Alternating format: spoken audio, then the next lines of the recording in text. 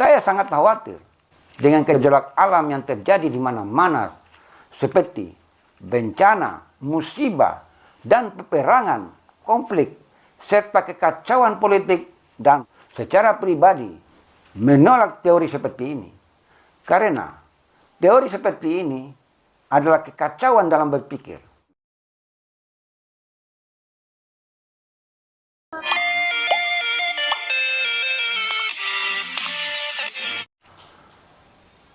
Bismillahirrahmanirrahim. Assalamualaikum warahmatullahi wabarakatuh. Salam sejahtera bagi seluruh alam. Semoga kita semua sehat selalu dan dalam lindungan Allah, Tuhan yang Maha Kuasa. Pada kesempatan kali ini, saya akan membahas tentang orang-orang pilihan, khususnya Satrio Piningit, di mata orang-orang yang cenderung mengejar duniawi, yang merasa sudah berhasil dan sukses di dalam meraih masa depan di dunia ini. Mereka yang merasa sudah memiliki beraneka ragam fasilitas, mereka menganggap itu sesungguhnya adalah keberhasilan mereka. Apa yang mereka miliki itu, mereka menjadi lupa dan tidak menyadari sesungguhnya apa yang dimilikinya itu hanyalah sebagai ujian, sebagai titipan selama manusia hidup di dunia ini. Orang-orang pilihan, khususnya Satrio Piningit ini, dipandang oleh mereka yang sudah memperoleh keberhasilan dan kesuksesan itu, mereka memandang tidak bernilai apa-apa. Di mata mereka, Satrio Piningit atau orang-orang pilihan adalah orang yang gagal, orang yang dianggap tidak mampu menggapai seperti apa yang mereka dapatkan. Akibatnya, mereka memperlakukan yang bukan sewajarnya dilakukan oleh manusia yang memiliki akal budi. Orang-orang pilihan, khususnya Satrio Piningit, selalu diperlakukan dengan tidak manusiawi. Senantiasa dianggap orang yang tidak membawa keberuntungan apa-apa. Di mata masyarakat, Satrio Piningit ini tidak bernilai apa-apa. Bahkan dianggap sebagai kotoran atau sampah masyarakat. Sebab mereka memandang kehidupan orang-orang pilihan, khususnya Satrio Piningit, sangat menderita, susah, sengsara. Karena memang Satrio Piningit bila dibandingkan dengan manusia kebanyakan pada umumnya di muka bumi ini, sangatlah berbeda. Berbeda, saudaraku. Apa yang dimiliki oleh manusia biasa yang selalu memuja-muja dunia, menjadikan dunia ini sebagai tujuan daripada hidupnya, itu tidak ada dalam kehidupan Satrio Piningit. Karena kenapa? Beliau menjalani hidup apa adanya. Satrio Piningit mensyukuri apa yang ia dapat. Bersabar bila mendapatkan ujian-ujian dalam hidup. Wawasan dan kecerdasan beliau yang sangat luas tentang rahasia-rahasia kehidupan, termasuk rahasia-rahasia ketuhanan yang Satrio Piningit miliki. Itulah yang membuat beliau itu kuat dan tegar dalam menjalani hidup. Dan ini hanya dimiliki oleh Satrio Piningit. Bagi mereka yang tidak memahami perjalanan spiritual Satrio Piningit, bisa dikatakan bahwa Satrio Piningit adalah orang yang gagal, orang yang tidak bisa apa-apa dalam kehidupan ini.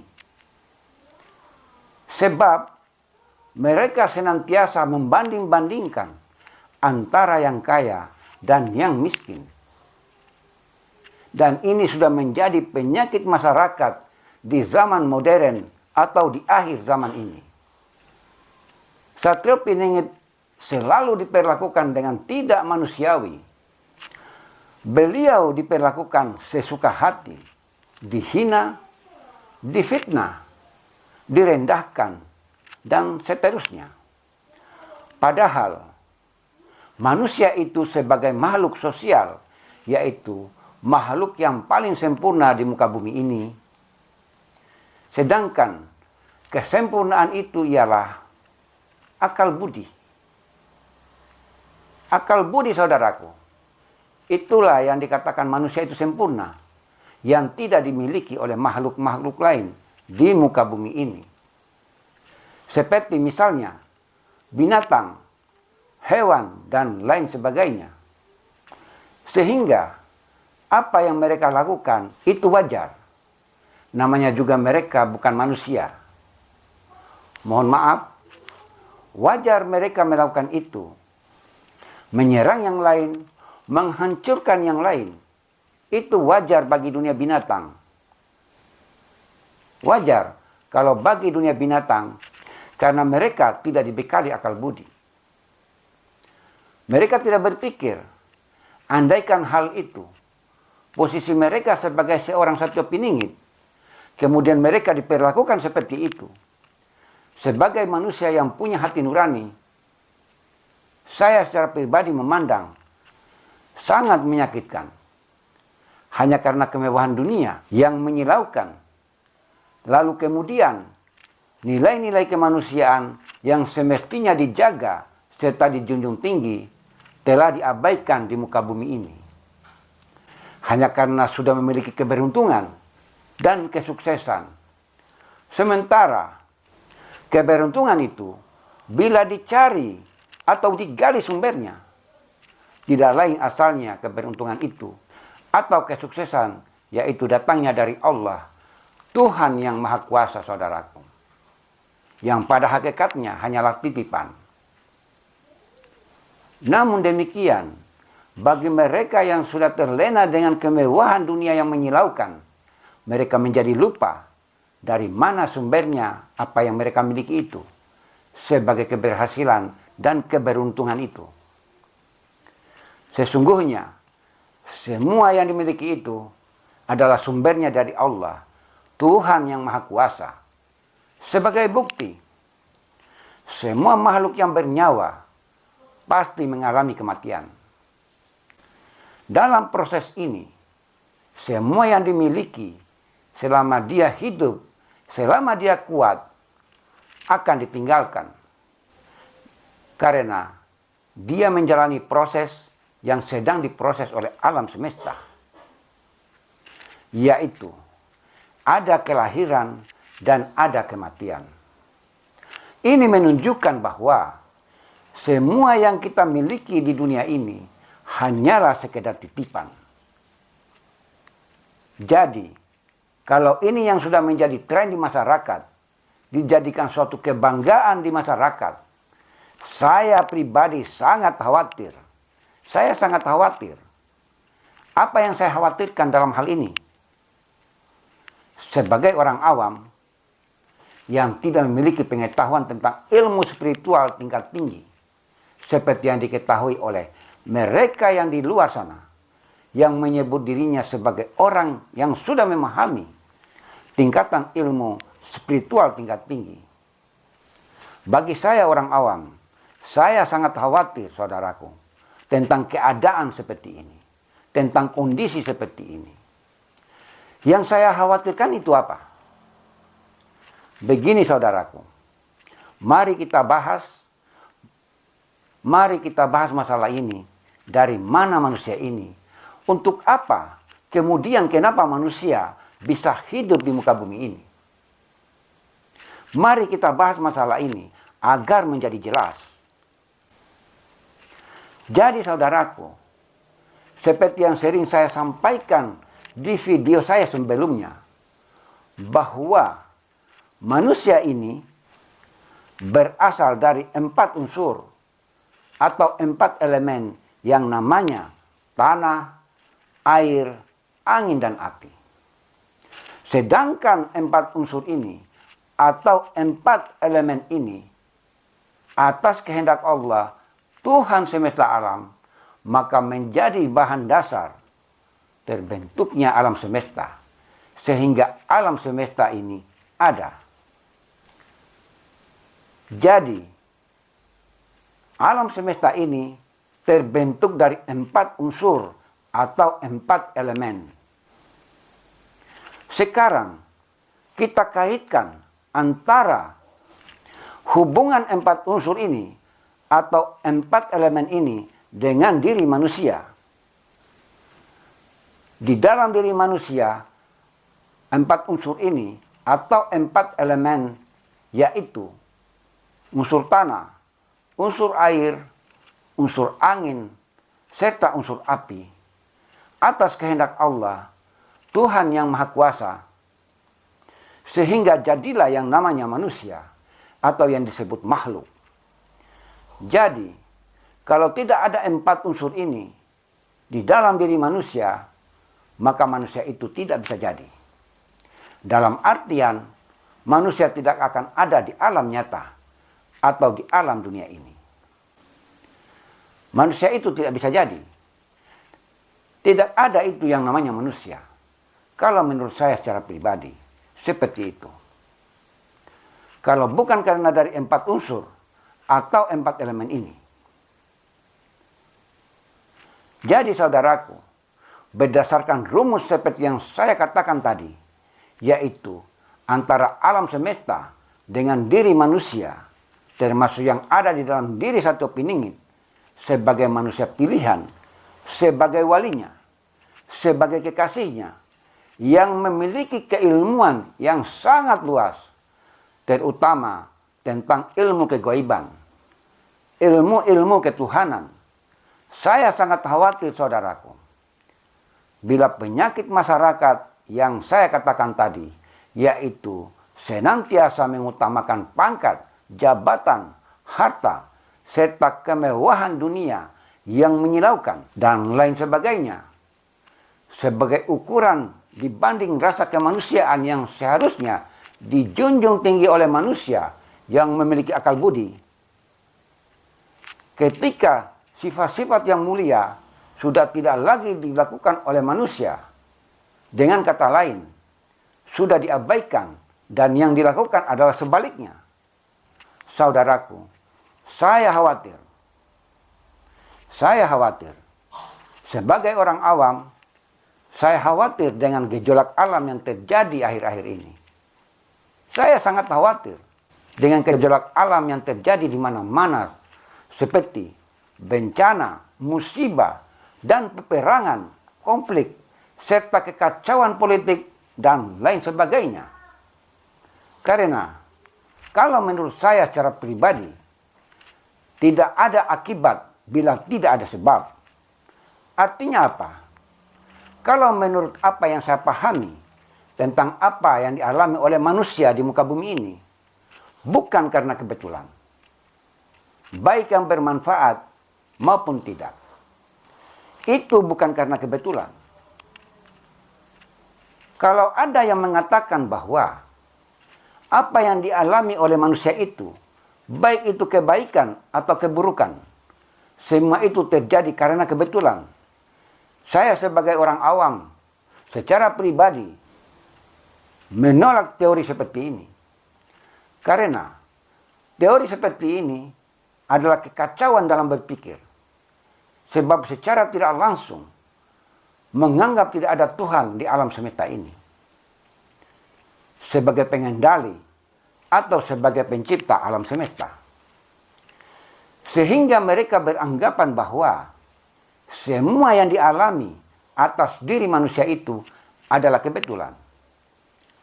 Kalau menurut saya secara pribadi, teori atau pemahaman seperti ini, barangkali menurut mereka itu adalah pemahaman yang sangat cerdas, yang sangat logis, yang sangat masuk akal. Namun, coba kita pikirkan, di mana kemampuan akal dan nalar yang dibanggakan bila kita mau menggali kekuasaan Allah, Tuhan yang Maha Kuasa, yang menjadikan langit dan bumi serta isinya. Coba gunakan akal. Gunakan akal dan nalar yang dibanggakan itu. Sejauh mana kemampuan akal dan nalar bila mau menggali, menelusuri dari mana sumbernya, bagaimana alam semesta ini diadakan atau diciptakan. Bagaimana proses awalnya alam semesta ini dijadikan. Gunakan itu akal yang dibanggakan. Coba gunakan kemampuan akal dan nalar itu. Apakah akal atau nalar bisa mampu menggali, mengetahui untuk mendapatkan sumber-sumbernya? Bagaimana awalnya alam semesta ini dijadikan atau diciptakan? Saya memandang, jangankan akal bisa atau mampu untuk menggali sumber awal tentang proses kejadian alam semesta ini, masa depan saja barangkali tidak bisa dan memang tidak akan diketahui. Seperti contoh, besok atau lusa, apa yang mesti kita kerjakan? Tentu akal tidak mampu mengetahui akan hal itu. Kenapa demikian? Karena semua itu adalah menjadi rahasia Allah, Tuhan yang Maha Kuasa, yang tidak mungkin bisa diketahui dengan kekuatan, kemampuan apapun yang dimiliki oleh manusia itu sendiri. Karena manusia itu adalah ciptaan, itu artinya diadakan oleh yang Maha Ada, atau hamba, atau makhluk, yang sifatnya tidak kekal, akan binasa, mempunyai banyak kekurangan. Sedangkan yang Maha Ada tidak akan mengalami kebinasaan atau kehancuran. Artinya, dia tidak berpermulaan, kekal abadi selama-lamanya. Dialah yang maha sempurna. Maka itulah, bagaimanapun kekuatan kemampuan akal yang dimiliki oleh manusia itu sangat terbatas. Akal atau nalar tidak bisa apa-apa bila dibandingkan dengan kebesaran kekuasaan Allah, Tuhan yang Maha Kuasa. Karena pada hakikatnya, akal itu adalah makhluk. Dia itu dijadikan oleh yang menjadikan, yaitu Sang Pencipta alam semesta. Manusia adalah makhluk yang paling sempurna dibandingkan makhluk lain di muka bumi ini, yang diciptakan oleh Tuhan semesta alam sebagai khalifah untuk mengelola bumi ini dengan tidak meninggalkan cinta kasih antar sesama, saling menghormati, saling menghargai, menebarkan cinta kasih antara sesama dengan tidak memandang agama, suku, bangsa, ras, miskin ataupun kaya, dan seterusnya. Karena pada hakikatnya, semua makhluk yang ada di alam semesta ini, khususnya manusia, diciptakan oleh Tuhan yang sama, yaitu Tuhan Pencipta alam semesta. Jadi saudaraku, marilah kita introspeksi diri masing-masing, karena bencana dan musibah itu datangnya tiba-tiba. Mari kita jadikan apa yang terjadi, yang kita dengar, yang kita lihat di mana-mana, baik di Nusantara yang kita cintai ini, ataupun di belahan dunia lainnya.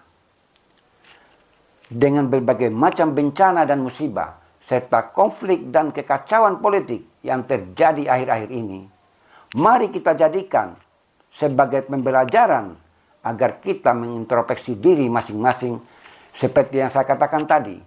Bila kita selalu memandang, menganggap orang lain itu tidak berdaya, miskin, susah, menderita, dan lain sebagainya, selalu kita memandang seperti itu, maka hukum sebab akibat sebagai hukum yang tertinggi di alam semesta ini tidak akan tinggal diam. Alam semesta akan bertindak, alam semesta akan merespon dengan caranya tentang apa yang kita perbuat. Yang kita lakukan antara sesama anak manusia di muka bumi ini.